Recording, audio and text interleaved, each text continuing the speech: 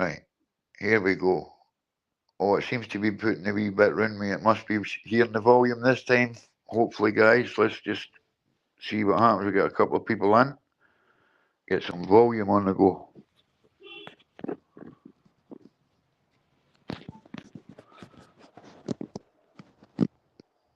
Hear me now, aye? Brilliant, bro. Appreciate it. We'll just wait on a couple coming in, Ash, and then we'll start. Because there's no point in talking to myself. I can talk to you right enough, eh? But, aye, here we go. That's it. We're back. We've got some volume, guys.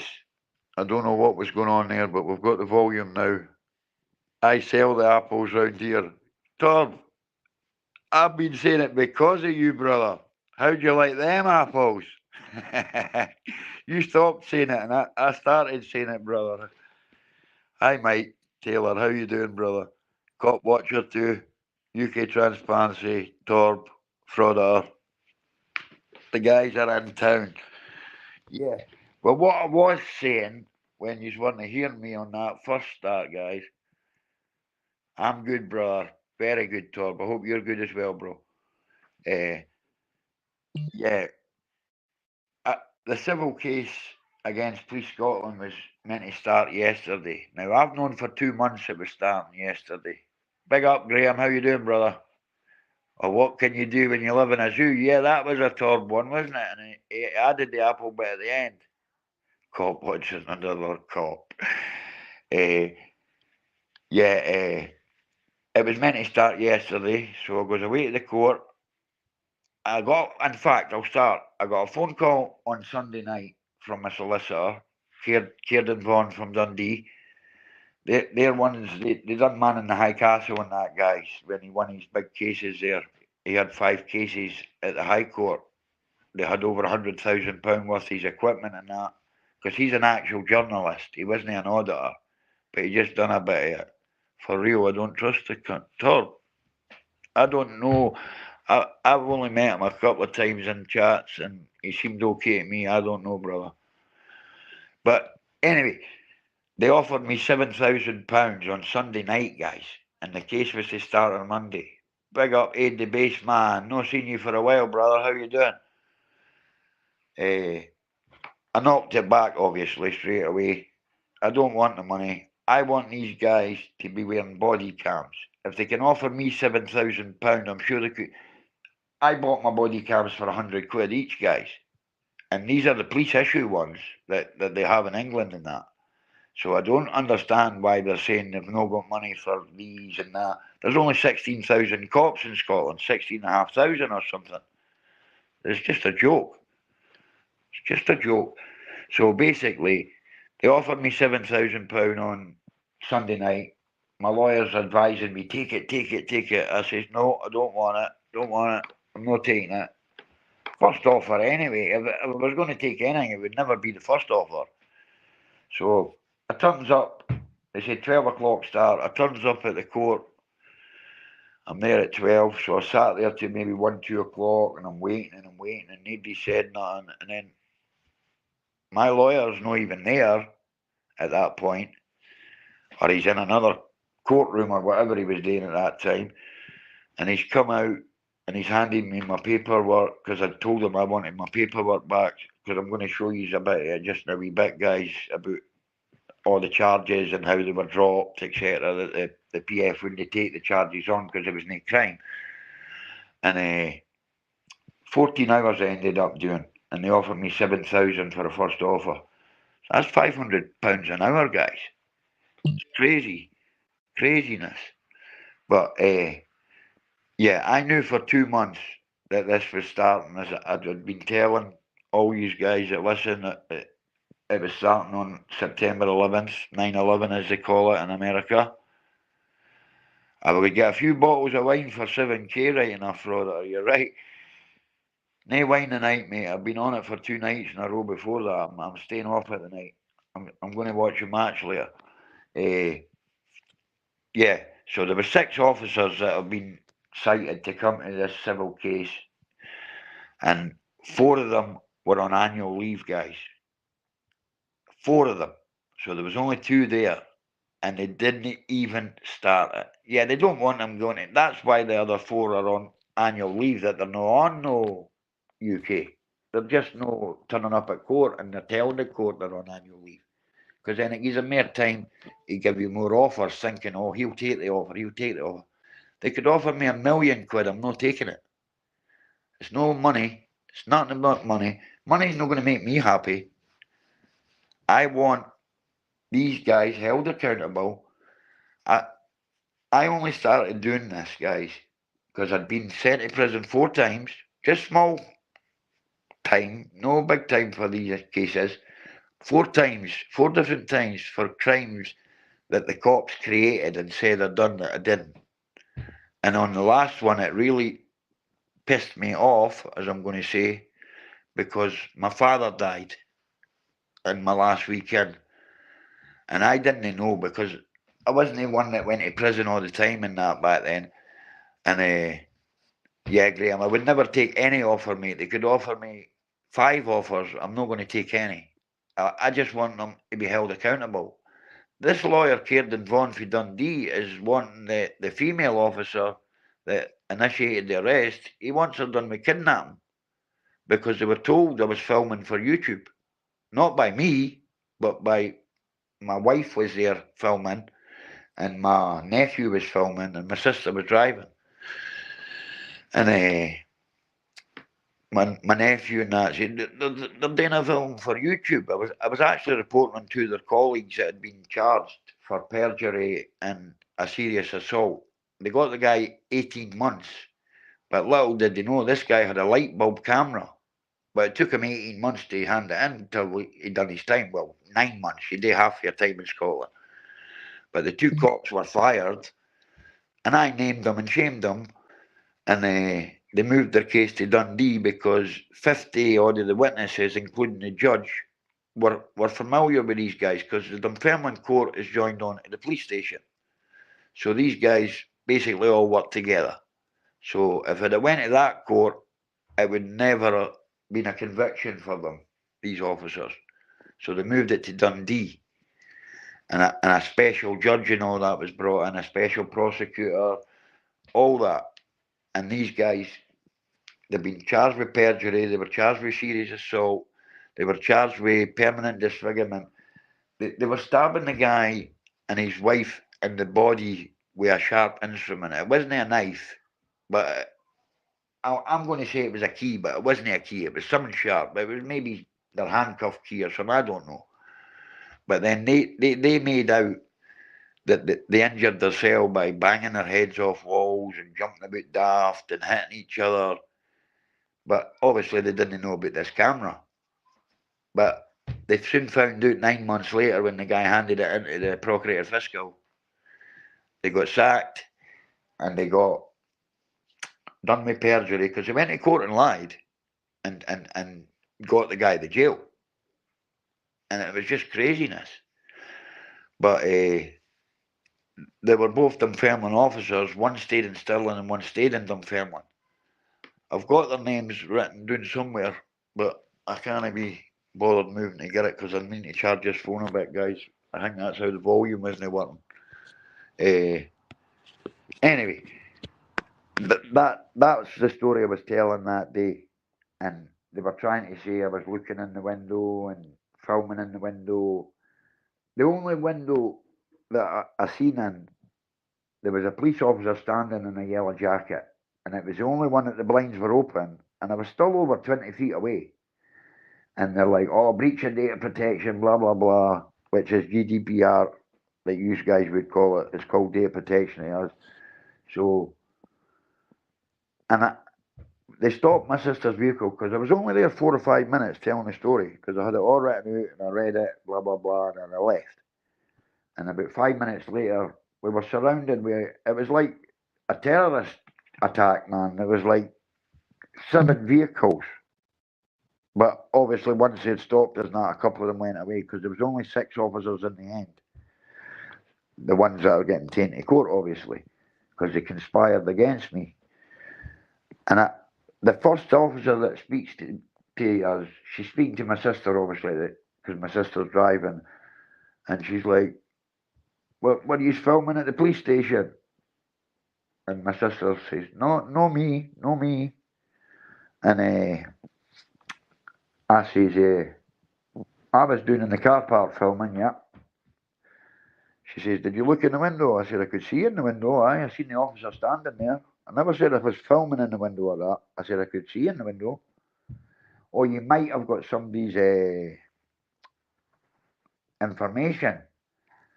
And I said, well, you shut the blinds in. She didn't want people seeing in the window. That was my exact words to her. And I said, have I committed a crime? She says, no. I said, am I being detained? She says, no. I said, well, this isn't consensual. I don't want to talk to you. And I says to my sister to drive away, but my sister has never been stopped by the police in her life, guys, at this point. She'd never been involved in anything like that. She just took me there, but she knew I was going to tell a story, but she didn't think anything like that was going to happen. And she started crying, my sister, and panicking because I'm telling her to drive away and just ignore the cops, but they've got our vehicle surrounded and that, like.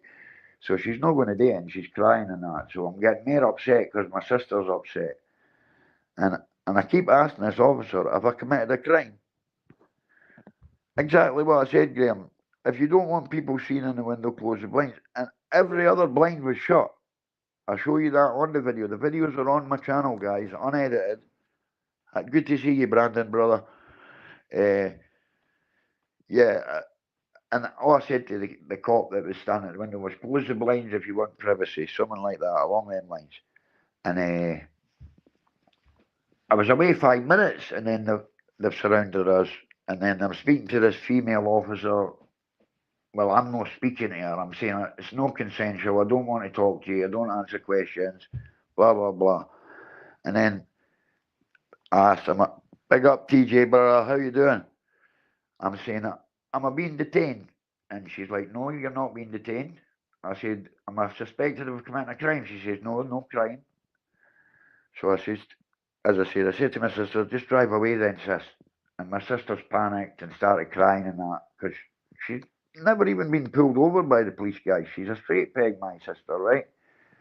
And she's not driving away, and her son's getting angry, and I'm getting angry, and our son's calling her an idiot, and I'm falling out with my nephew saying, don't speak to my sister like that, and all this.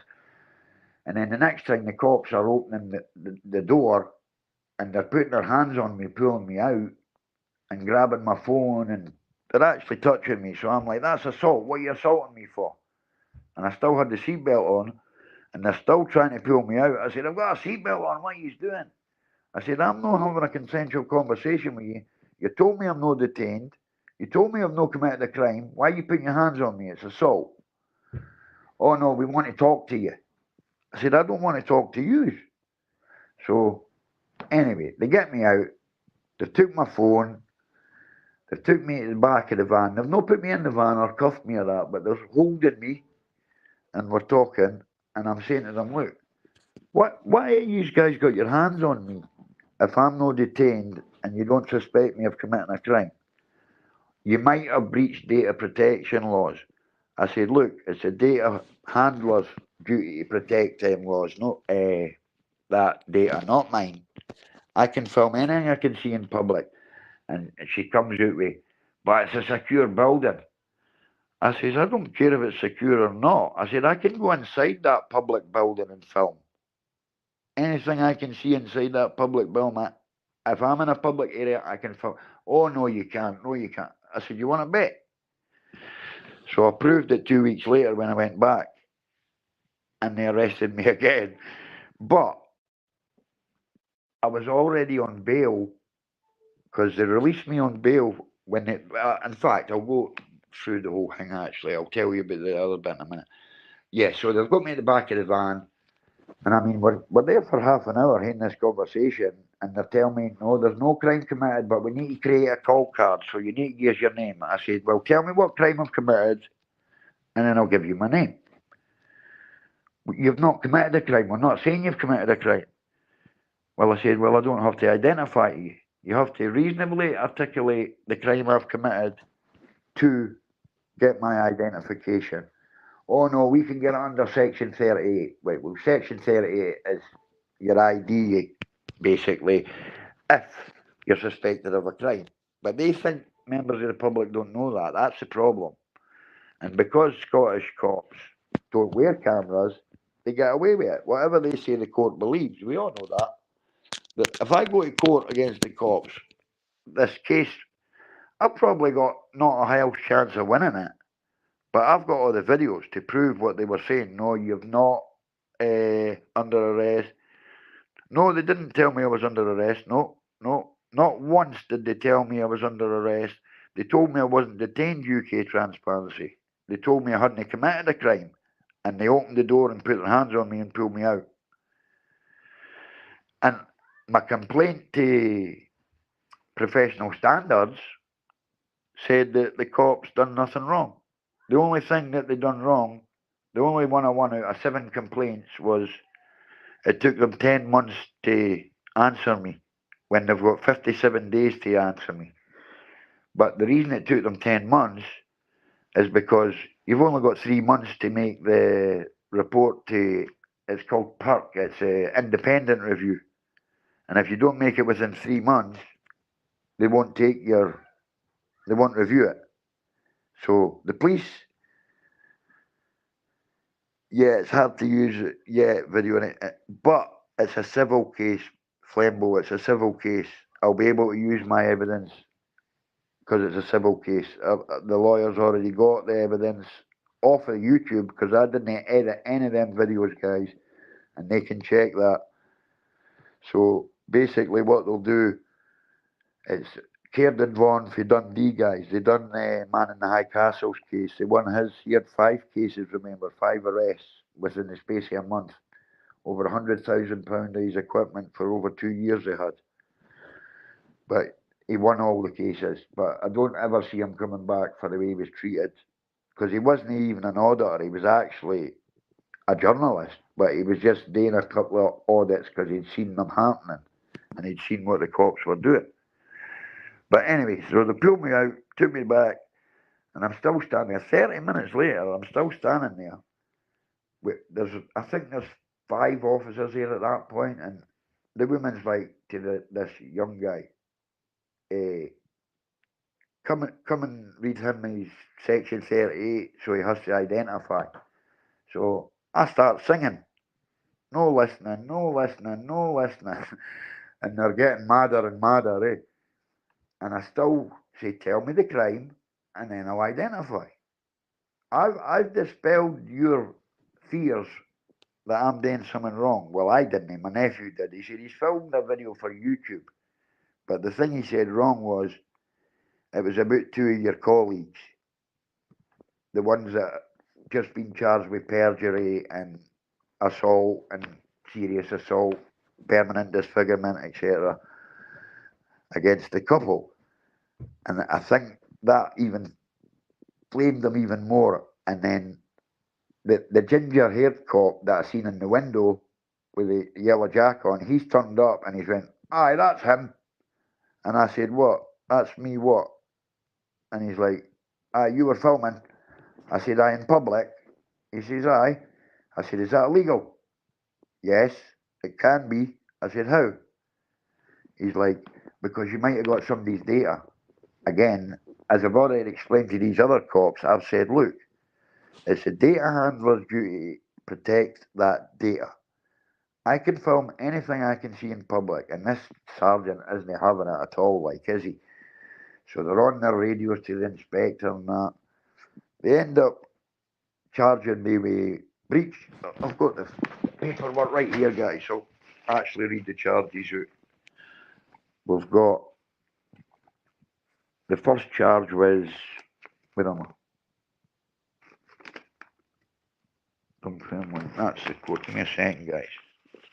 The charges are Criminal Justice and Licence in Scotland Act 2010, Section 31A. Right, that's basically that's a felony ID, right? 38. And then we've got the next charge was Criminal Procedure Act Scotland 1995, Section 13.1A and 13.6, which is placing the charge that would be is placing a member of the public in a state of fear and alarm. But the complainants were the officers who cannot be the complainants in a case because there's not one of them was in fear and alarm because they were putting their hands all over me and pulling me out, and that's how are they in fear and alarm? They're putting me in a fear and alarm. Yeah, they were just trying to get me. They thought I wouldn't know what I was talking about, and I mean I didn't know because this was my very first time I'd ever been out doing it. It was Boxing Day 2021. This happened, guys, and this was just going to court yesterday, and it got cancelled again. But and the last charge was Data Protection Act 2018, Section 170, right? So I still refuse to speak to them, obviously, and identify. So they've phoned the inspector, they've arrested me. They've not handcuffed me, they've just put me in the van, but they've took all my equipment, blah, blah, blah, except for a body cam that I had that I flung under my sister's seat when they started putting their hands on me because I knew they were going to keep this equipment and I need proof of what's happened. So I kept a body cam and Mrs. Tyrant was filming and my nephew was filming. And the cops kept telling them back off, get back from us, we're not getting your numbers, I'll be on the call card. What call card? There's no call card because we're not telling you anything. We're not giving you any information. So anyway, they had me in the back of the van outside Dunfermline police station at the back for 2 hours, guys. And then they drive me all the way to Livingston and they keep me for 12 hours. But say 11 hours in, I've still not said a word to any of them. I wouldn't identify it, but they had my name by that point. I don't know if my nephew gave them it or my sister or somebody gave them it when I was obviously away in the van. But they had my name. But I wouldn't give them my date of birth, wouldn't give them anything. And then the sergeant's like, look, you're not going to get out of here unless you identify. I says, I have not committed a crime. I'm not identifying. These two officers have turned up from Dunfermline to interview me. So they took me into this interview room and they're trying to ask me questions. I do what I do. I don't answer questions. So they've got my phone on them. They look through the phone.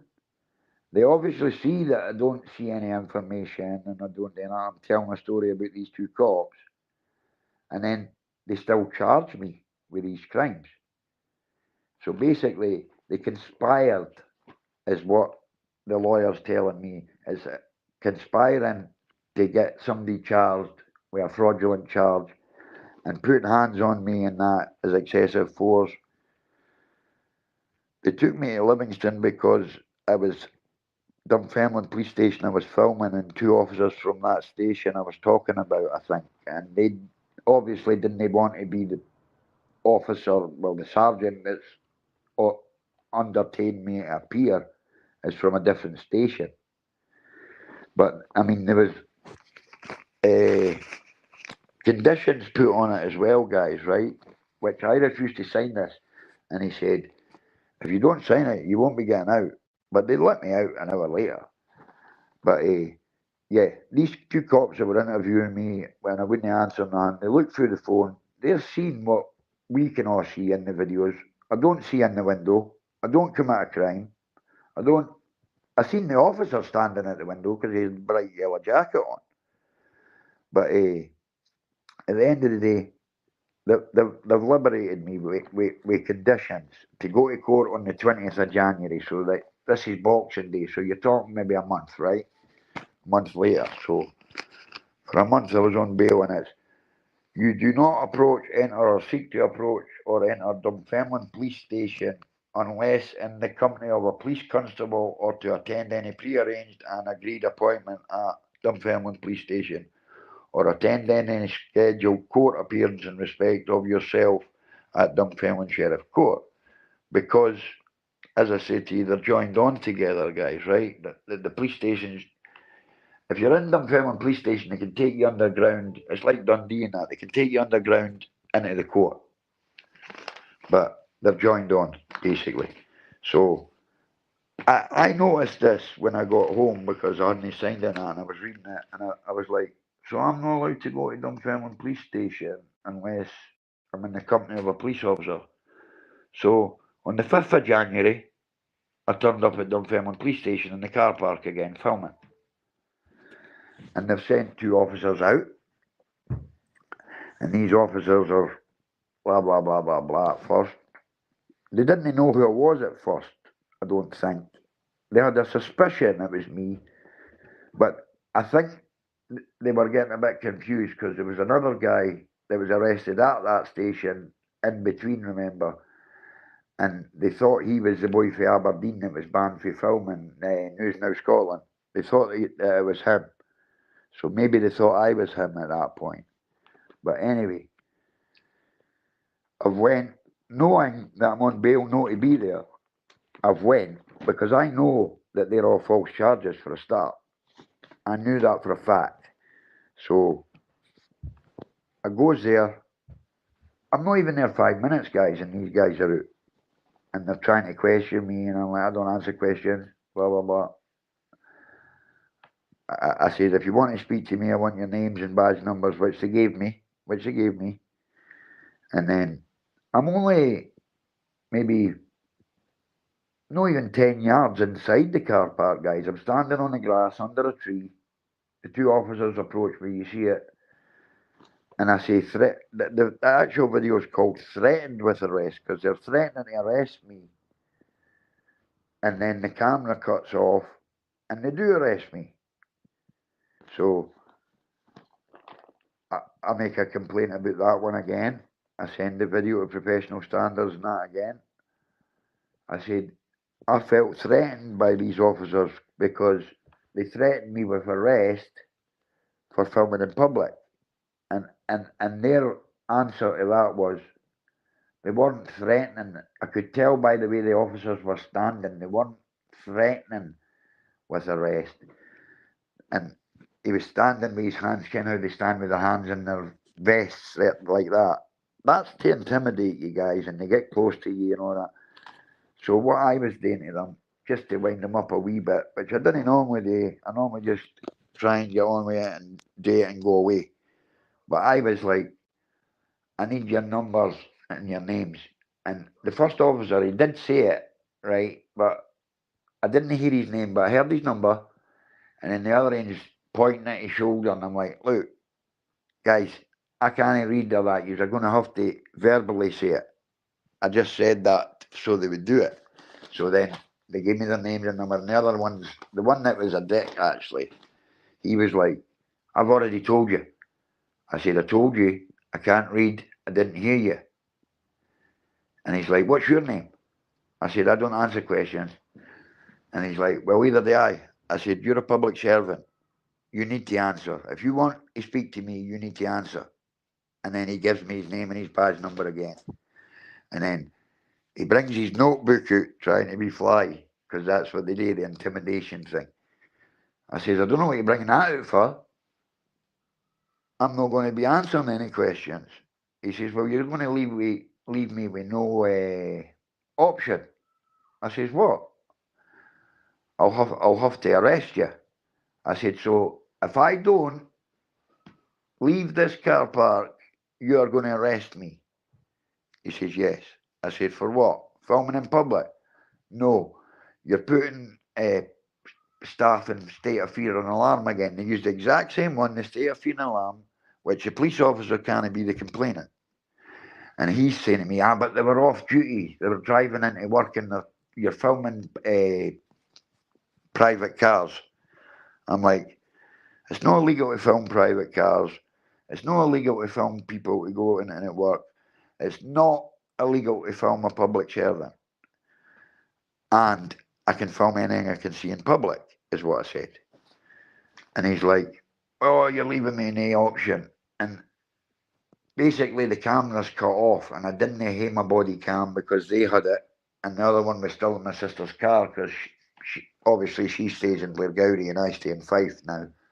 So she's been away home, obviously, when this all happened. She's got right out of there. And I'll get on to her in a minute because they ended up charging her weeks later, guys. I'll tell you about it in a minute. Yeah, and They've arrested me basically for filming a police officer going into work. The police officer stopped his car. Exactly. But the number plates don't belong to the people's cars anyway, you can't transparency. They belong to the DVLA. The number plates are public. They're on there for that reason, so people can identify these cars if they do anything, a crime or that. But this car stopped. I wasn't even filming at the time. That's how I've not got it on video. But I started filming, and he drove away right away. But he was like, "Why are you filming?" Because I was standing there with the camera getting ready. You'll need to come round the front, Stu, the door. It's my back door going, guys. But in fact, I need to probably unlock that front door for a minute. Fuck, I can unlock it yourself. Yeah, so it's open, is it no, Stu? Did you get a parcel here? Aye, it's there, bro. Thank you. I tried to get you, but you weren't about. Sorry, guys, I was just giving my neighbour's parcel. Oh, my stomach's done. You got my space again? We'll get that. Are you sure? Aye. Give me 2 seconds, bro. I'm just telling them about this court case. 2 minutes, guys. I'm sorry about this. It's just my neighbours came in for a second. They grab a parcel I got for them today.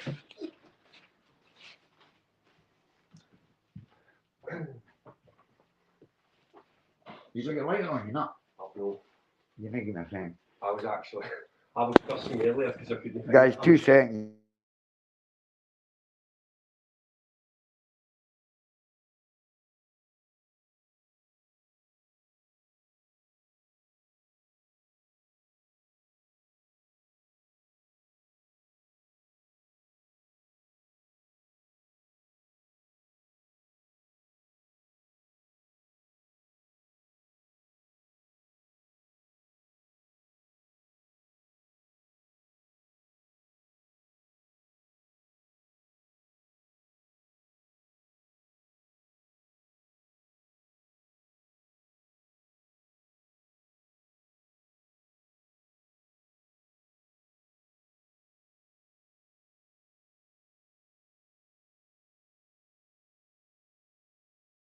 Bottles of wine could you got with that £7,000, they said.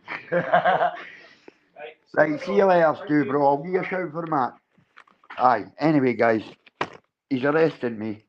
Oh, sorry, no, it was the cop stopped. He's in his own car. Aye, sorry, I was giving him his parcel and then he wanted my fag, so I had to give him my fag as well. It's ridiculous. He never even brought me a bottle of wine for it. But he did last night, so I can't complain. He bought me a few bottles last night. I had a bottle of whiskey, which I don't normally drink, 2 bottles of wine, and 4 bottles of cider last night. I was well gone last night. Mind I tell you what he was doing last night. I'm not wanting to say over the phone, but I had to sit with him at 3 o'clock this morning, guys. This guy was really going to kill himself last night. I caught him on the bridge where I was, where he saved me one time. He was going to be jumping in front of a train, so I couldn't leave him. I was with him till 3:30 or something this morning, guys. But he's a good guy, so I can't cut him up. Anyway, this officer, he's going into work, obviously. He's in his own car. It's just a wee silver car. I just had him on his end, and he stopped, and he's like, "What are you filming?" And I wasn't filming. I was getting ready, and Miss Tyrant's over. There's like a wee retail park shopping bit over the back, but she's standing over there with her camera zoomed in, and she's watching, and that's where that bit was filmed, but the cops never see her at this point. They didn't see her till they're arresting me because she comes on and says, "What the hell's going on?" But this guy's went in. I spoke to him for 2 seconds, guys. I said, "I'm not filming yet, but I'm just away." And I turn it on, and he drives away right away. So he's went round and told the cops, "Oh, there's a guy filming in the car park, blah, blah, blah." And they've come out, and they've done all that rigmarole with me. And I was like, he's a police officer going to work. At the end of the day, I can film him. And they're like, "Well, you don't know what you're talking about because it wasn't a man, it was a female that reported you." I said, "Well, you're wrong because I've only seen one person come in this car park since I've been here, and I'd only been there a few minutes. And he stopped, asked me what I was filming, and then boom, he drove away. So he went straight and told them, because within minutes they were round at me.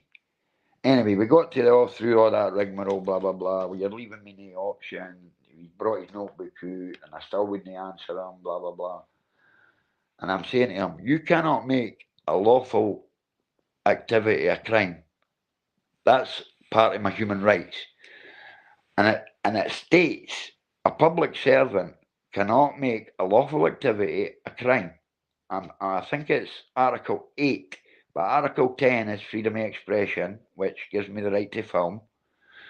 But I'm sure Article 8, I think it's 8, I'm not 100%, but it's one of them guys. It states that no member or public servant, basically, no member of the police or the public servants can make a lawful activity into a crime. And now, these guys swear oaths to these meant to uphold our human rights, but they don't. They back these big businesses. They don't look after the public at all. Yeah. Once you're no giving them what they want, UK transparency, you're getting arrested. And see, before I even started this, and I mean, I started it on the Boxing Day, as I said. I'd watched Ash for a few years, guys, and Ash was the great at it because he kept silent. He just didn't say a word, and I find that hard when they're really getting into me. I've got to bite back sometimes, and that's just the way I am. I can't help it. And as I said, I'd been arrested and jailed 4 times for crimes that I hadn't committed, but they said I was breaching the peace and all this rubbish. But I wasn't filming because I didn't know that you could actually do it. I didn't learn that until I got my 11 years, guys. That I could stand there and film in public and there's nothing they could do as long as I wasn't committing a crime. Anyway, this guy's went and got the cops, and then they've come out and lied to me saying, oh, it was a female, blah, blah, blah. And I said, so what are you going to arrest me for? Filming in public? No. Placing fear and alarm, basically. And I was like, how can me standing here silently filming put anybody in a state of fear and alarm? There's cameras all over this town, I said. Everywhere you go nowadays, there's cameras. I said, have you got cameras in that station? Yeah. I said, is that a secure building? Yeah. I said, so what's the problem? How am I going to violate a secure building? It's open. You're all in there. What am I going to do? And I mean, they didn't know I'm out on bail at this point because they've not got my name. And he ends up getting the cuffs out. And I say, so basically, if I don't leave, you're telling me right now I'm getting arrested.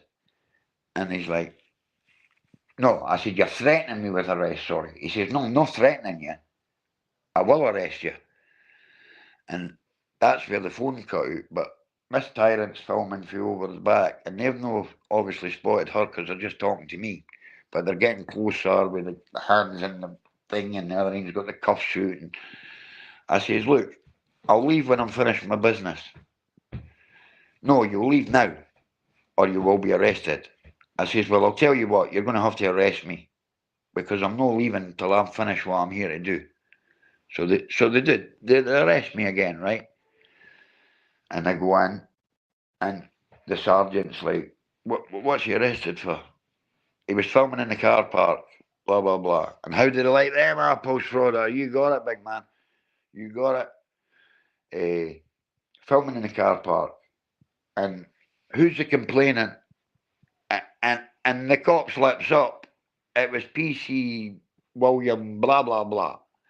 And I'm saying, oh, that was the woman, wasn't it? You told me outside. His name, that woman's called William, is it? And he's stuttering away, and he's stuttering away. And I could see the sergeant in his face saying, this is not a crime, basically. So they put me in a cell. They've not even asked my details or anything at this point. They put me in a cell, 35 minutes. The door opens. The sergeant, right, Mr. Irvine, you can go. I'm like, eh? How did you get my information? Oh, we've got ways and means. I says, but you shouldn't be running me through anything if I've not committed a crime, for a start. It's conspiring to create crimes against people. But then he's come out with, well, there is actually a bail act that you're not meant to be at Dunfermline Police Station. I says, yeah, well, I read that as I'm not allowed to enter the police station, not the car park. That's what I said to him. And he's like, but you do understand that you're not allowed on police property. I says, well, you show me. I had the paperwork on me. I said, you show me where it says I'm not allowed on police property. It says, do not enter Dunfermline Police Station unless, do not enter Dunfermline Police Station unless in the company of a police constable or to attend a pre-arranged and agreed appointment. Blah, blah, blah, right? Or the sheriff's court. As I said, these are in a bit. And the sergeant, I could see him, he's like, this guy's not as stupid as he looks, you know what I mean? But obviously they've checked my previous history and that after finding out who I am. And they're thinking, well, this guy's he's just out a couple of years for doing 11 years. He's been in jail maybe 6 times in his life.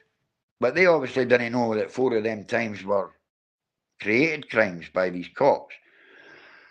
The time I got 4 months, guys, right? I was up for inciting a riot at a football match, they said.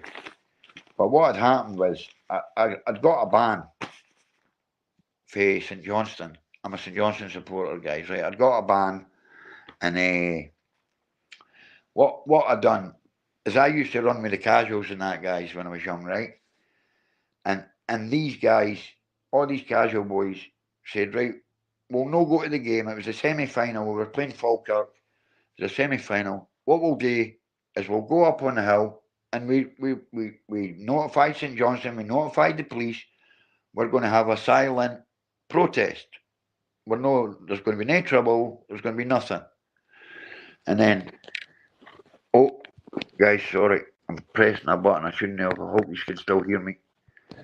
They've got the big camera van out, Ken, with the camera that comes out the roof and all this, right? And this is where it gets me all the time that I can't understand this, because this has happened in this case as well.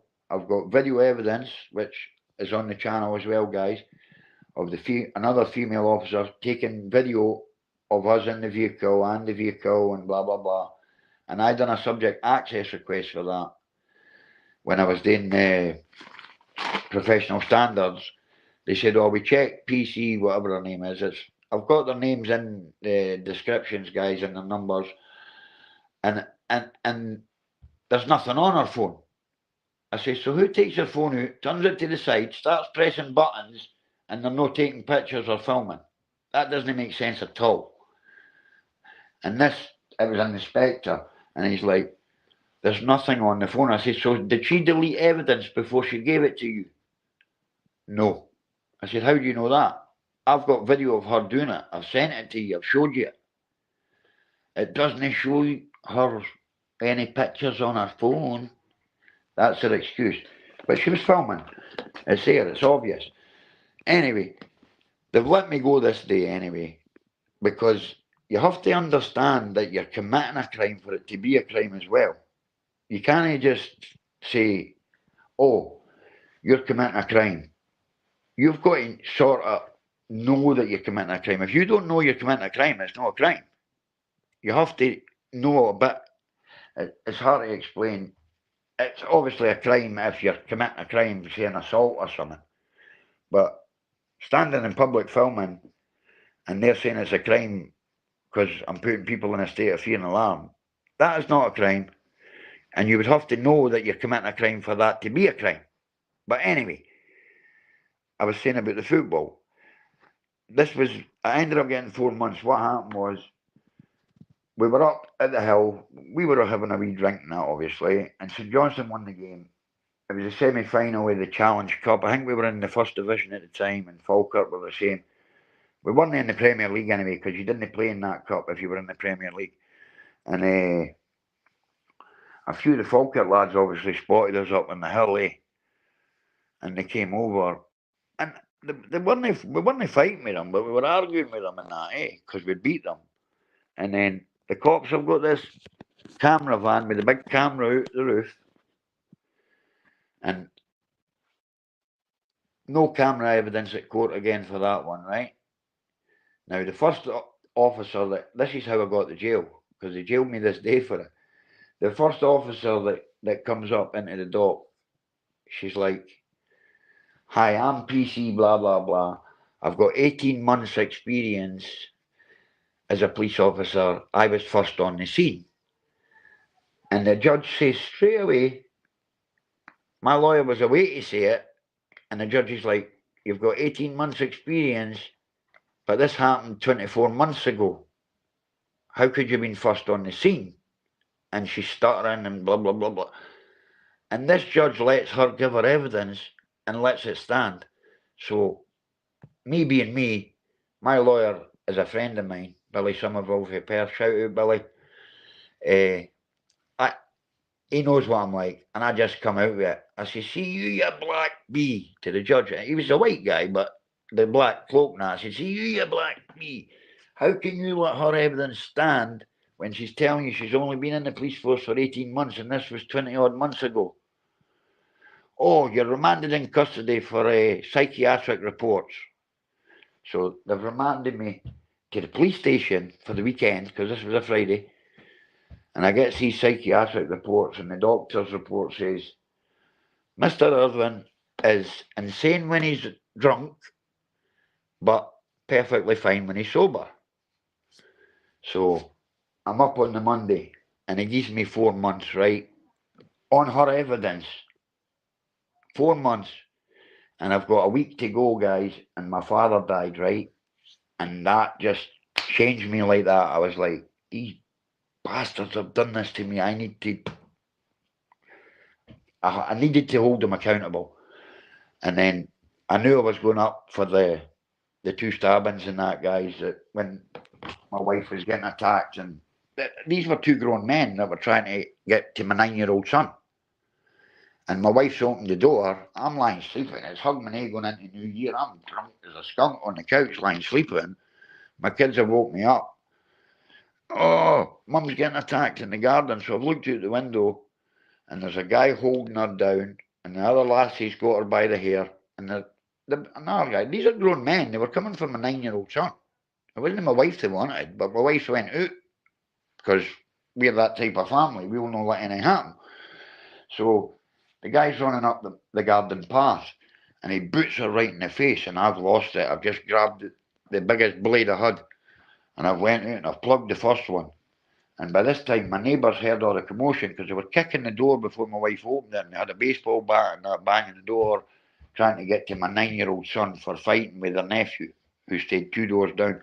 My son, I had bought a house, guys, right, because I was silly, right? I bought a house for £110,000 cash. I've never denied it. I sold drugs when I was younger. I bought a house for £110,000 cash, put it in my own name. I just didn't have a clue what I was doing. So basically, my kids had quads, they had trampolines and that, and we were in it was a rough area because it's where it was brought up, but it was regenerated, and they were selling so many of the houses. So I bought one for 110,000, a 3-bedroom one, and it was a great house, guys. I stayed there for a few years. When you get to Scotland, do they take you to the zoo instead of the cop station? No, they say, "What do you do when you live in the zoo? And how do you like those apples?" is what they say. My big friend Torb. Yeah, so I went out, my neighbours come out, and my neighbour's a wee tiny guy, but he was a traveller man, right? And he's went for the biggest guy.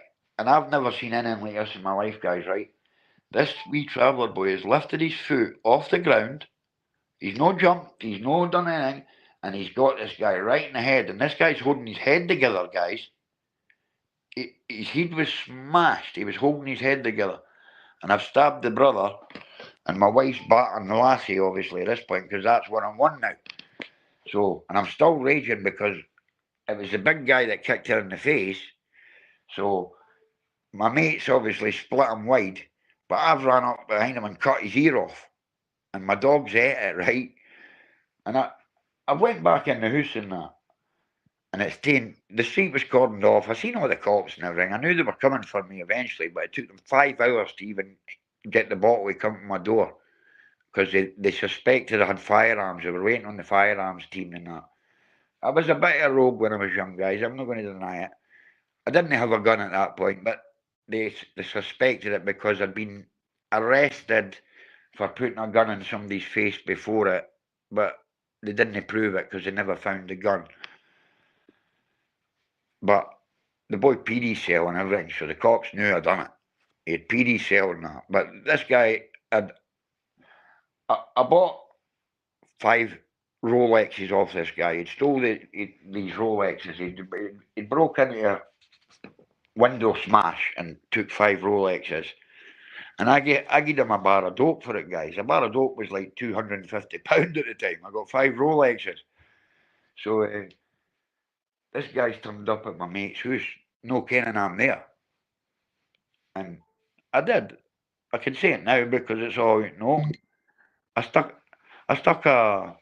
Yes, I'm still available. Aye, okay, pal, fuck off. I stuck a Glock in his mouth, guys, in a PD cell, right? It wasn't loaded or that. But then we knew he was going to get the cops. So my mate went up. He could get up into his attic because he lived in a tenement block at this time. I had bought one of the houses. And he still lived in a tenement at this time because they were regenerating it. But it took them years to do the whole place, guys. And he's went up into the attic and went across a few buildings and hid it away over. So it's like 3 buildings over because you can walk across all the buildings when you're in the attics. It's not an attic, what would you call it? In the roof space up there. Anyway, so they've never got the gun. But see, when they came that day, they pepper sprayed my pal's staffy and then they shot it dead because it was scratching its own face because they'd pepper sprayed it. So this was all kicking off for months, guys. This was all building up and building up. They ended up putting a camera on the house I'd bought. And then, for the drug dealing, obviously. And then my lawyer's like, when all this happened, and I chopped the boy's ear off after he was holding his head together and that. And I'm not caring what Andy says. I'd done it from behind him because he was holding his head together. He wouldn't look at me anyway, so I just chopped his ear off. I wasn't wanting to stab him in the back. So I chopped his ear off. And my staff ate it, guys. So the cops have got the street cordoned off. There's ambulances everywhere. So I know it's all going to kick off. So I'm in the house getting myself ready to go to jail, obviously, getting packed up, everything I can get, mobile phones and that. I'm like, how am I going to get that? I can't bank that. I wouldn't be going to jail with that. I'm not taking that. I'll just have to buy one in there. So I took dope because it's worth a lot of money in prison. So anyway, I get there, 5 hours, they chap the door. And the officer's first words to me, have you seen an ear, sir? Is it in your garden? I said, there's no ear in my garden. He says, how do you know that? I said, because it's in my dog's stomach. And you should have seen his face drop, guys. I think he thought I was joking. Because they were thinking, oh, we'll get the ear, we'll get it sewn back on and that. The guy was holding his head together, never mind his ear. And the Traveller boy, these guys, they knew who he was, but they wouldn't go and stick him in because the Travellers and that, we all know what they do when people grass and that. So I've been arrested after the 5 hours, been taken to the station. Now, obviously I didn't know the law at that point because this is where I learned it when I was doing the 11 years. And the cops have got me in this room and they're like, look, I'm going to have to tell you, you're going to have to admit this or we're going to charge your kids. Now, my kids were 9 and 7 because they were hitting them with golf clubs when I was fighting, and my daughter was hitting the lassie that my wife was fighting with a golf club, and my son's hitting the boy that I'm fucking stabbing. I battered them first and then stabbed them. And then they said to me, we're going to charge your kids. But I didn't know that they weren't. I think you had to be 9 in Scotland. I'm not sure. So you maybe know, TJ, or Joe, sorry. I think it's 9 in Scotland you had to be to get charged. I think it's changed now, but I think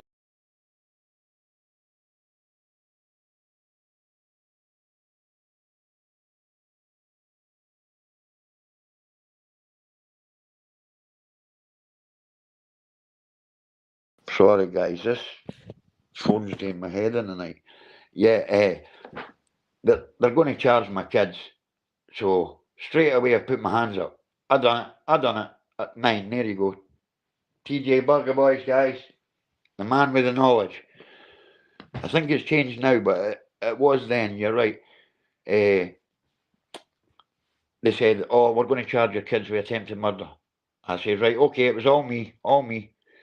They said to me there and then, "We'll let you walk out of this state." Yeah, 13. I thought that's what it is. Yeah. We'll let you walk out of this station if you tell us the other boy's name. Right now, we'll let you walk out. I says, "Are you stupid?" I says, "I don't tell people's names." I said, "I'd be murdered." Kind of made it like that. But I mean, I worked with the guy. He stayed next door to me, so I wasn't going to stick him in anyway. He made me lots of money. It was all his money to start with. And I've got a 110 grand house. They got 58 grand off me in cash. They took the lot, like. But I was that stupid that I'd fucking put it in my own name and that. Because I didn't realise I wasn't even working at the time, guys. And I bought a £110,000 house for cash. And then within weeks, the camera was up. I'm like, this must just be because they're regenerating.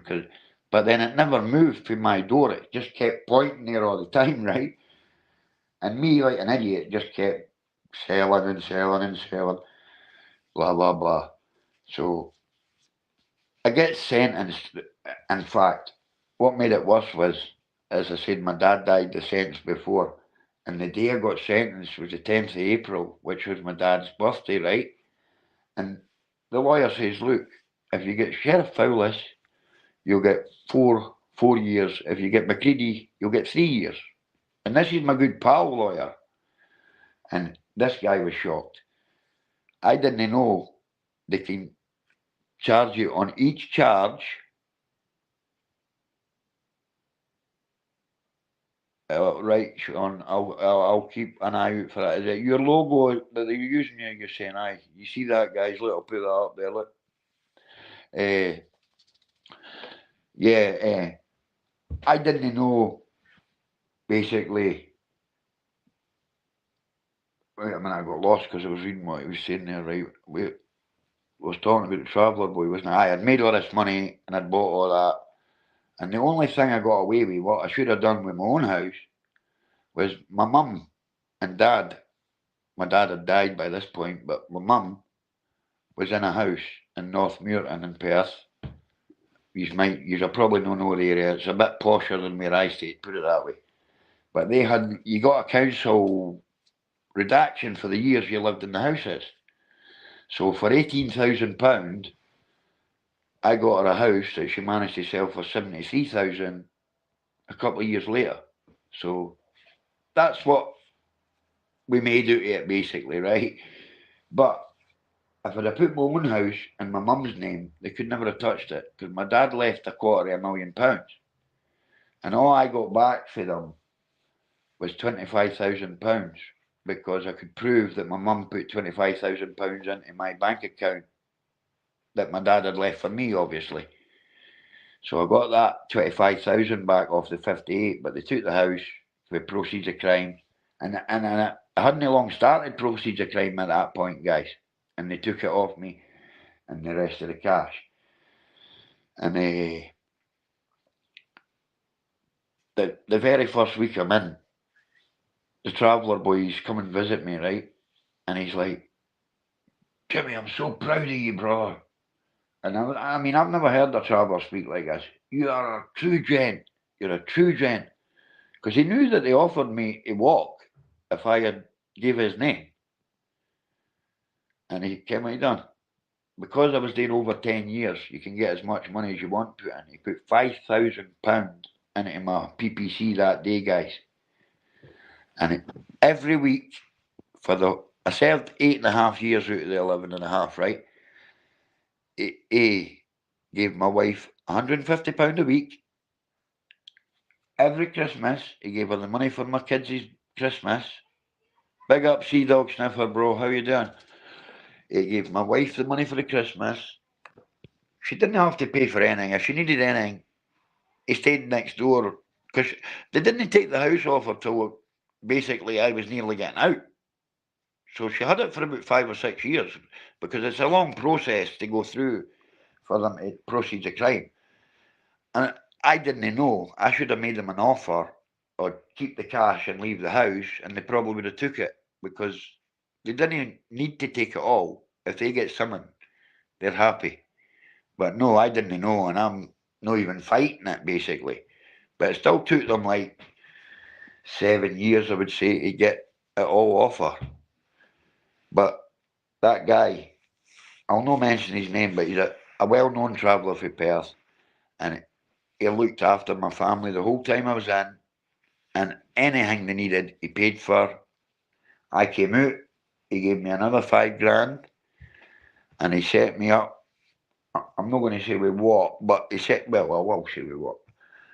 £100,000 worth of cannabis plants that were all ready just to cut down. And he's like, have it, have it. But me was giving it away for none, and I'd just done all that time. I didn't want to be a drug dealer anymore. I didn't want to be in trouble. That killed me 11 years, guys. I'm going to court expecting 3 or 4 years. But he's gave me 5.5 years on one charge, and then he's gave me 18 months on it. I had 7 charges, and then he made them all run after each other, guys. I didn't know they could do the sheriff court, right? And I've tried to appeal it. I got straight to the appeal, and all they took off was a year. Because what the judge Sheriff Fowlis had done, who now works in Dunfermline, guys, as a travelling judge, Sheriff Lindsay Fowlis, his name is. What he'd done, and it was him that jailed me for the football carry on. And I think this is what pissed him off because I called him a Black Bee, and he gave me that. And what happened was, well, wait a minute, I'm lost again, guys. My head's pickled here. It's because I keep jumping from one to the other. I served just over 8 years, Sea Dog. I got 11.5 in total and served just over 8. But yeah, oh no, I was telling you when I come out, he gave me that, and I didn't want to be into the drug dealing and taking drugs and that because I've been in jail for that long that I was clean, and I mean I was an addict for years. I'm not going to deny that. Everybody knows that. I've never denied it, and I didn't want to do it, but I managed to get rid of it for about £20,000 in a one-off deal. But it was £100,000 worth. But I took the 20 grand and I just, boom. Because I mean, they took the house. I got 25 grand back off of the 57 grand or whatever it was they took. And my mum done all right. She gave me another 10 grand because I bought her a house for 18,000. She sold it for 73,000, guys. So, but I mean, my mum had done work to it. She'd put new doors, new windows, but she got lucky with that. She got this company to come out and put doors and windows in, right? And they came out at night trying to get the check. Because my mum had a checkbook and that, obviously, right? Very hard. I'll tell you in a minute, Sea Dog, about that, but very, very hard. I'll tell you, the whole city had changed when I came out, mate. The guy came out, this manager of this company, it was somebody like Sidey the Glazers, let's say. I don't think it was Sidey, or maybe it was Sidey. I don't know if they folded or not, but this company was going bankrupt, and my mum didn't know, right? And she got the windows and the doors done, and obviously she wanted to wait a couple of days to make sure they were watertight and that. And this guy's out trying to get the check, and he's trying to pressure on that, eh?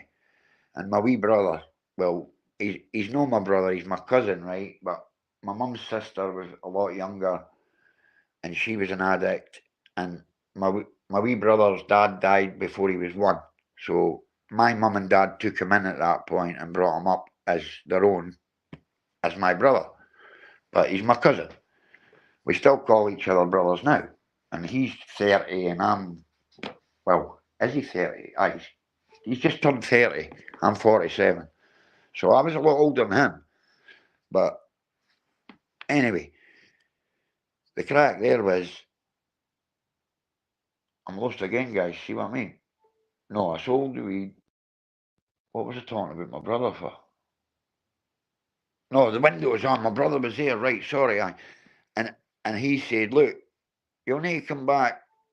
My mum's no in. Blah blah blah." But she just wanted to make sure it was all watertight and that. That was all. She didn't know they were folding. The next morning, the company had folded, so she got the windies for nothing, the door for nothing. It was about 8 or 10 grand they wanted. The company was folded that night, and they were out trying to get the checks. So she got it for nothing. So that was extra for her. So, but she gave me 10 grand when I come out for that because I had bought the house, obviously. But the stupid thing I done, the most stupid thing I done was buying the £110,000 house for cash. Where was I going to get £110,000 cash? They knew right away. That's why they put the camera up. But that's why I was telling you this, guys, right? For the drugs offences, the camera evidence was there, right? And my lawyer's like, well, right, this happened around the same time. That camera's been up for months. That's got to have caught the incident of these guys coming to the door and kicking it and the baseball bat. And the cops are like, oh no, there's no evidence on it. So my lawyer's got the video on it. He's watched it right through. And it's all there, guys. It's all there. All there. And that's another reason why the Traveller respected me so much. Because they can see him on video, but it's dark. It's midnight, guys. So they're no even able to identify him. They see what house he goes into and that, but they can't prove it's him that's done it because it's dark. And I mean, he put that guy's head in bits, guys. I've never seen a kick like it in my life. And he's a tiny guy. He was only 5 foot something. And this guy was in his 6 foot odd. He didn't jump. He just lifted his leg up and caught him square right in the head, and it just split everywhere. The guy was holding his head together. So then I've just went up and chopped his ear off and gave my dog's ate it, right? My staffy. So basically, my lawyers found all this on the video, right? And there was 47 witnesses in the case, right? And 42 of them stuck up for me, saying these guys came to the door, they were attacking his wife, they were trying to get his son, they had baseball bats, they were kicking the door. And I'm not saying this because I know a lot of you guys are English and that. These two guys were English. It was an English family that stayed a couple of doors down. But it wasn't these, it was their sister that stayed there. Big up Zara B, good to see you, doll. Yeah, they've came because as I said, I bought my son like quads and motorbikes and that. He was only 9, like, and so was their wee boy, the sister's wee boy. So they were their uncles, and he'd been out with my son on the quad or something, and I think he crashed my son's quad or damaged it somehow, and my son just got hit my punch in the face. I've always we were brought up in a rough area. I told my kids, never ever let anyone touch you. You hit straight back. I was called into the school numerous times. Your son's coming into the class and hitting guys that was beating to his sister. He was going into his sister's class and hitting people for being cheeky to his sister. That's the kind of boy my son was and still is. And he's 30 now. It's crazy. But anyway, yeah, I got out I got 11.5 years. I still got convicted, even with that video evidence and 42 of the witnesses for me. The judge still convicted me, but I know it was all to do with me calling him a black bee before that, even though he was white. I called him a black bee because of his cloak and what he done when my dad died. Because I can forgive things, but I can never forget. They sent me up. They said, an officer saying, I've got 18 months service with the police, and the judge telling her, but this happened 24 months ago or whatever, and he still took her evidence and sent me to prison, and my father's died. I could never forgive that. Never. I would never forget it anyway. So I hated that judge for that day. And then it was my dad's birthday when I went up for sentencing. And now I pleaded to it because, as I told you, they threatened to charge my kids. So straight away, you're meant to get a third off. And he didn't give me that. He said, I'll give you 6 years, 10 months, but I'll take 13 months off for your pleading today. But I had agreed to plead for day one. And that's why I got the appeal like that. But they only took a year off because they didn't get to see all the evidence saying that I was innocent. I was protecting my family. It was on camera. They're only going on what the judge's report is and what my lawyer obviously tells them. But my lawyers know they don't show video evidence at a high court. It's a high court sentence. What do you call it when you go up for appeal court? The appeal court, because they're just either going to change your sentence or they're not. So I was hoping I was going to get what Billy had said to me, maybe 3 or 4 years, what he'd said I would get at the start. So my lawyers went up and said, look, he was a small-time dealer. These guys came to rob him, he said, trying to make it look kingy. He said he only dealt to get his own cannabis, basically, is what he told the court, right? But little did Billy know that on the charge sheet it said I pleaded guilty to supplying for 1 day, but they actually charged me with supplying for 10 years. That's how it got so bad. And they only had the cameras up for a couple of months, but they had 5 statements for people that I trusted. One of my wife's family saying, oh, we've been buying weed off Jimmy for 10 years, 5 years, things like that. So basically, that's why I got such a big sentence with it all. They put the 2, I ended up getting done with 2 attempt murders for protecting my family. But I agree with the second one. I chopped his ear off when he was walking away holding his head together.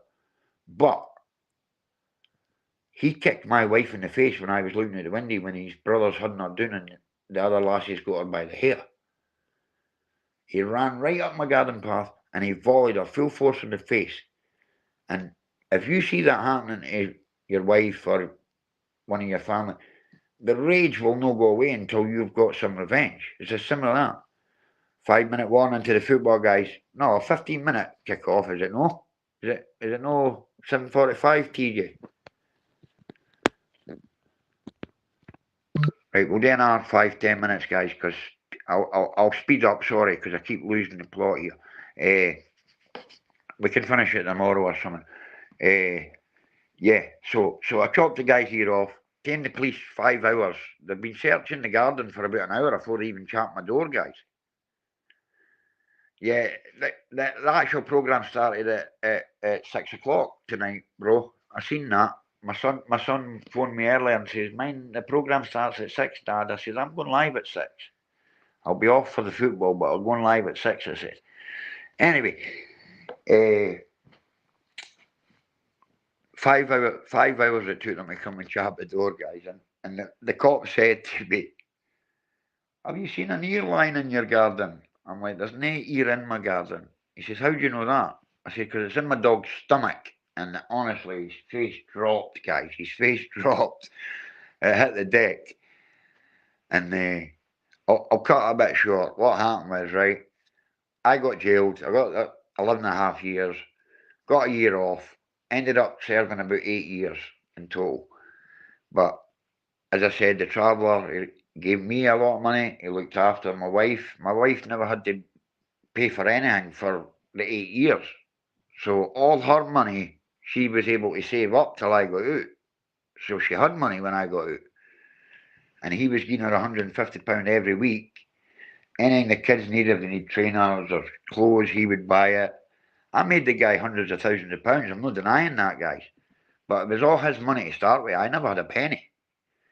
And basically, he was the dealer, and he got caught and got 10 months. And he gave me his whole business while he was in prison. And when he came out, he says, right, well, you just keep doing it. I'll put the money up for the stuff, and we'll just split all the profit. You give me back what I put up, and then we'll split the profit. So it was basically 50-50. Once we made a few bob, we just went 50-50 the whole way. And then, anyway, I gets out. This is what Sea Dogs want to hear. I gets out, and the first thing, my kids are there at 7 in the morning, because they kick you at 7 in the morning in Perth, guys, right? My kids are there waiting on me. And then my kids are adults by this point, because they were 7 and 9.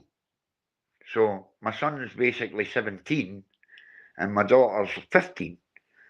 So I'm like, and they never missed a visit, guys. I have to say that as well. They never missed one visit, every single week. And for a while, they didn't. They got took into care because the social work was saying that I was the one that run the household and I kept the kids under control. But what they actually got took into care for was they wouldn't go to school for their mum. So my son got sent to the one in Fife here. Well, he went to that one in Glasgow first, and then they moved him to Fife because he kept running away. It's out by, you go out towards Inverkeven way, is it? Rosyth way? Something. It's a school out there anyway, right? But when I first got out, he was still in there, but he got home to see his mum so many times a week, blah, blah, blah. My daughter was actually back home. She got home the day before I got out. And they never missed a visit. They were here every single week. My daughter was coming for, at first, Aviemore, and then she went to, where's Queen of the South for you guys? Queen of the South is way down the borders. You know where I'm on about, eh? Palmerston. No, Palmerston. Queen of the South. Down there anyway. Dumfries. Sorry, Dumfries. And she travelled every week. Never missed one visit, guys. So I get out and she hands me an iPhone, guys. Now, when I went into prison, you had a flip phone. The first flip phones, the Motorola ones, remember, the orange ones. Not the big one with the big power pack. The first flip phone.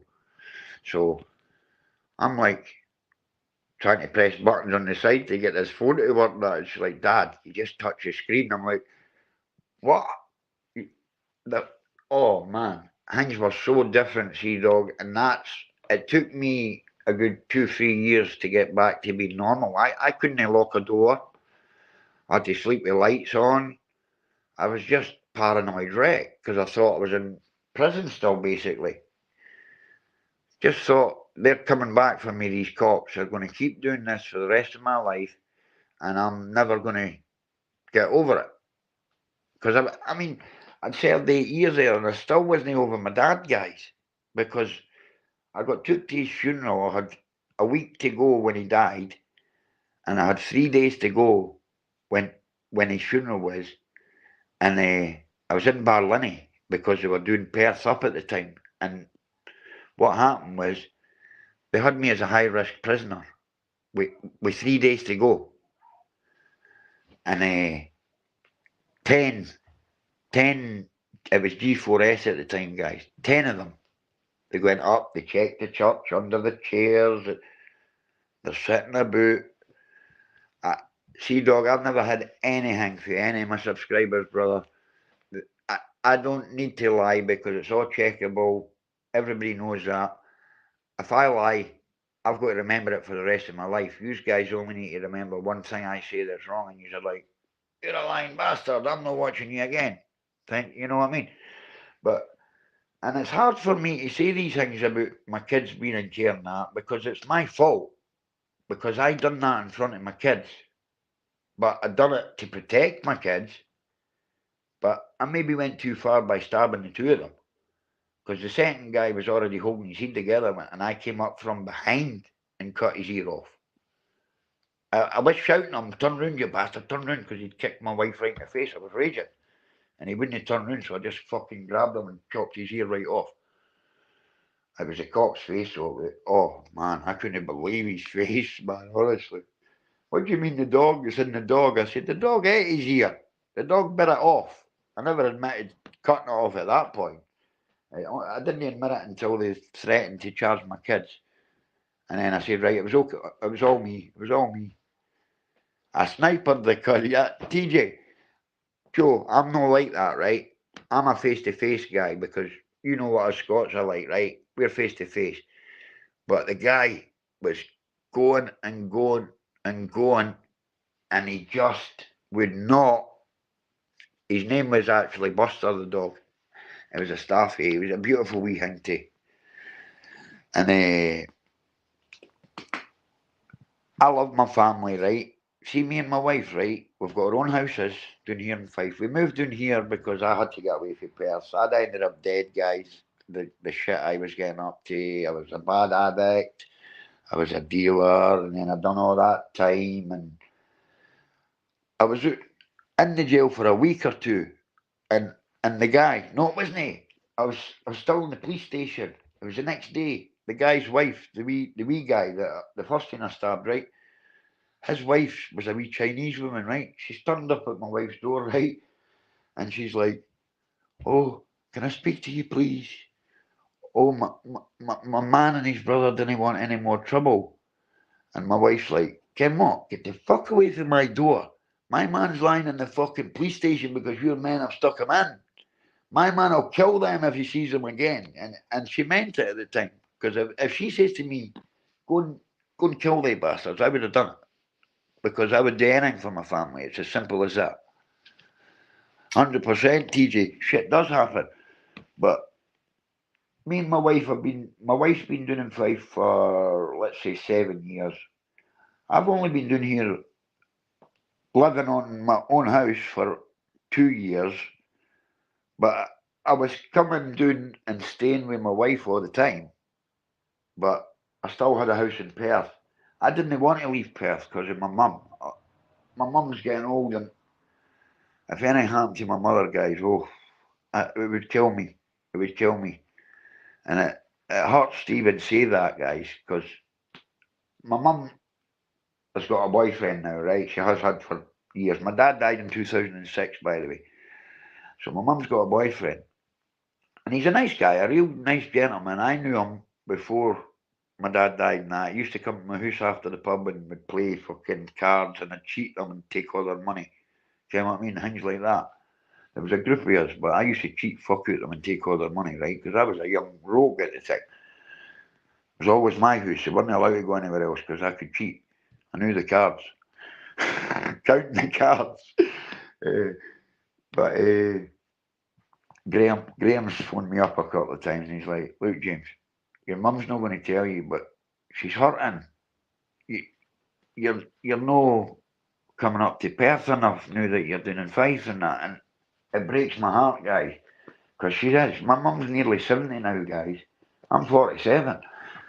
And I didn't realise that because I still think my mum's that young person that runs about and does this and does that. Because my granny lived to 96, guys. And it was only the last year of her life she got dementia. And she knew who I was, but she thought I was still at school, a young boy. And she would say things like, James, will you take me down to town tomorrow to get a wedding dress so I can marry Frank? Now, my papa had been dead for years and years, guys. And that was just her mindset with the dementia. And the last year they put her in a home and she just deteriorated and deteriorated. And my mum's phoned me up and she says, right, you need to come down. I'm like, what? You need to come down to the home. I'm not coming down. I don't like seeing Gran like that. you need to come down now. And then that's when I knew something was serious. So I went down, and my granny's on the bed. She's not dead, but she's struggling to breathe, and she can't move, and she's really frail. She was fit as a fiddle, guys, a year earlier.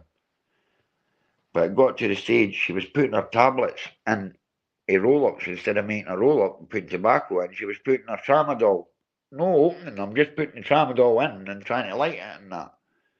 Speaking to photos, thinking that of us as kids, thinking that that's us sitting talking to her. It was a shame, man. It broke my heart, man. My sister stopped going in because she couldn't handle it. My sister is so nice. She's never committed a crime, and that's what I was going to tell you earlier, guys. They charged my sister, and she's still charged now with this being the getaway driver for a suspected terrorist crime, right? And our lawyer is like, look, your brother's got all the information. That's why I got all this paperwork back for the lawyer yesterday. He's like, your brother's got all the information. There was no crime committed.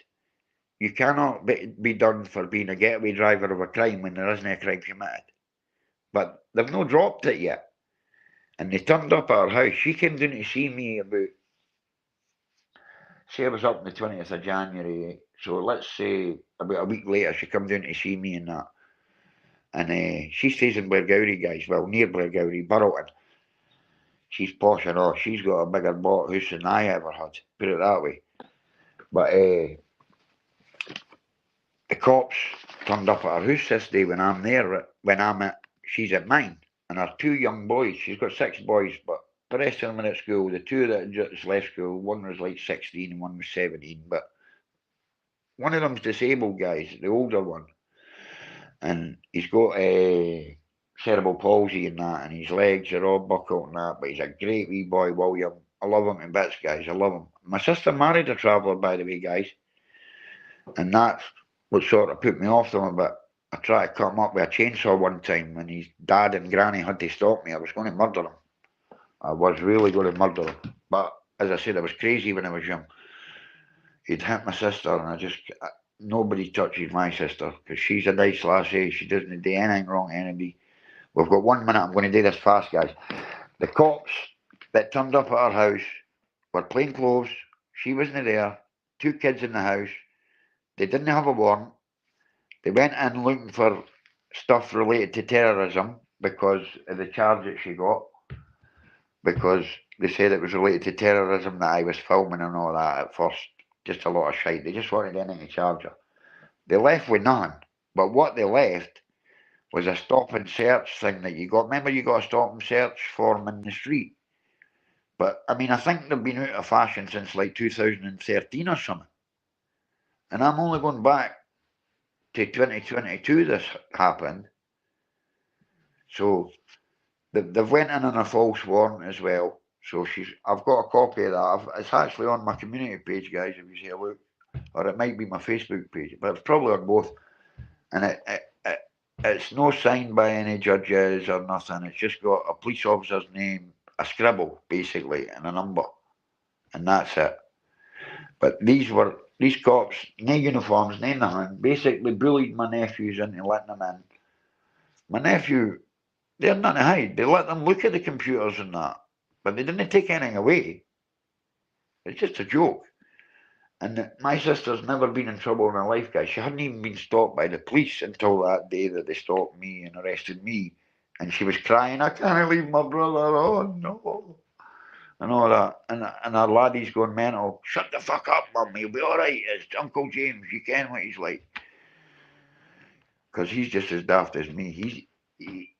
By the time he was 20, he'd done 6 years, this wee boy. 14 when he got jailed. He was a nutter. A mad knifer. But he's a good lad, wee Brandon. But he's out now. He's not been in trouble since. He's been out a good, he's 23 because he was born in the millennium, guys. He's 23, so he's done 5 years, 6 years. So he's been out a good 3 years and he's not committed another crime. Anyway, That's where we're going to cut it today, guys. I'll finish this tomorrow because the football's kicking off and we're not want to miss it. Or I know, like I said, Joe and that are want to watch a match, so I'm not going to hold everybody up just for to talk a wee bit more about that. But what we'll do is I'll schedule this for 6 o'clock tomorrow night, guys, and then we'll finish it. We'll start off at my sister's bit, and I'll finish the rest of the story because I've even got the letters. As I said, I read you the charges that they done with me when they undid me, but I've got the letters for the Procurator Fiscal saying that there was never a charge against me because they weren't allowed to, because you have to get permission from the Procurator Fiscal to press a charge in Scotland. They have to phone up and say, right, well, we've got this person doing this or that, and they'll say, right, charge them or no. I don't know what they call it in England, but it's no a Procurator Fiscal, I don't think. But they phone up and then they say, well, this is the evidence we've got, can we charge this person? But I've got the letter right here in front of me. Stop shouting, you. I've got the letter saying that they were never given permission to charge me, put it that way. And I made the lawyer give me this because I'm giving it to my sister to give to her lawyer to say there was never a charge, because it says on it no crimes were committed. So them charging her is just a lot of bullshit, guys. That's what I'm saying. But we're going to stop it there, guys, and watch the football. Much love and respect to you all. TJ, Jojo, sorry, Sea-Dog, Frauditor's there. I know he's in there. Zara, who else? UK. We've got a few in up the top here. Flambo, good to see you, brother. Thanks for coming in. There's more guys, but I'm knackering this up because of what I'm doing here. Brandon Mitchell, good to see you. Graham, Alexander, Torb's in. I've just got one last thing to say to you all, guys. Come on to Scotland! How do you like them apples? Hey, boys, take care. I'll speak to you. I'll be back on at 6 tomorrow and we'll finish this, guys. I appreciate you all coming in. Thanks very much, guys. Good night. Come on, Scotland, anyway. And that's for you, Stuart. Sean. I'm going to keep calling you Stuart, though, Sean. Right, guys. Good night. Bye.